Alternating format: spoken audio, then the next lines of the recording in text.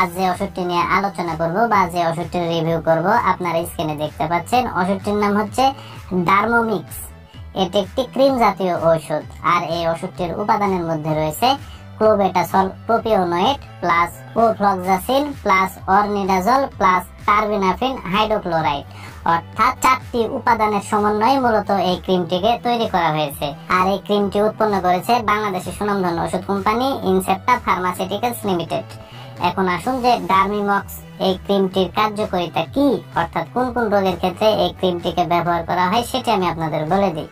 তো ওষুধটির কার্যকারিতা বলতে গেলে মিশ্র ও জটিল ফাঙ্গাল, প্রোটোজোয়াল ও ব্যাকটেরিয়াল ইনফেকশনের কারণে শরীরের বিভিন্ন অংশে ও ত্বকে যে রোগগুলো সৃষ্টি হয় সেই রোগগুলো নিরাময় মূলত ডার্মিমক্স এই ক্রিমটিকে ব্যবহার করা হয়।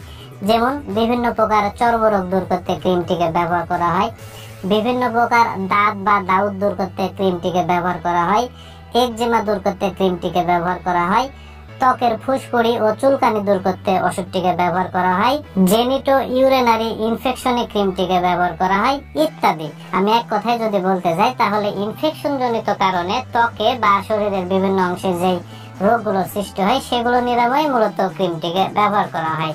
এবার আসুন যে আসলে ডার্মিমক্স এই ক্রিমটির ব্যবহার বিধি কি সেটি আমি আপনাদের বলে দিই। তো ক্রিমটির ব্যবহার বিধি যদি বলতে যাই তাহলে আক্রান্ত স্থানে মৃদুভাবে ঘষে লাগাতে হবে এই ক্রিমটিকে।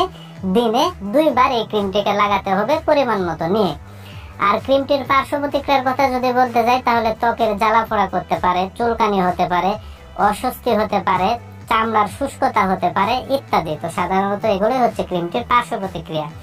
আর গর্ভাবস্থায় এবং স্তন্যদানকালী অবস্থায় এই ক্রিমটিকে ব্যবহার করা উচিত নয়। আর ব্যবহার করার যদি খুবই প্রয়োজন পড়ে যায় সেক্ষেত্রে অবশ্যই বিশেষজ্ঞ চিকিৎসকের সাথে পরামর্শ করে সতর্কতার সাথে ক্রিমটিকে ব্যবহার করতে হবে। আর ডার্মিমক্স এই ক্রিমটি বাংলাদেশের যে কোনো ফার্মেসিতে বা ওষুধের দোকানে একটু খোঁজ খবর নিলে অতি সহজে আপনারা পেয়ে যাবেন। আর বন্ধুরা, এই ভিডিও দেখে যদি আপনাদের এতটুকু ভালো লেগে থাকে বা কোনোভাবে যদি এতটুকু উপকারে এসে থাকে তাহলে অবশ্যই ভিডিওতে একটি লাইক করে দেবেন।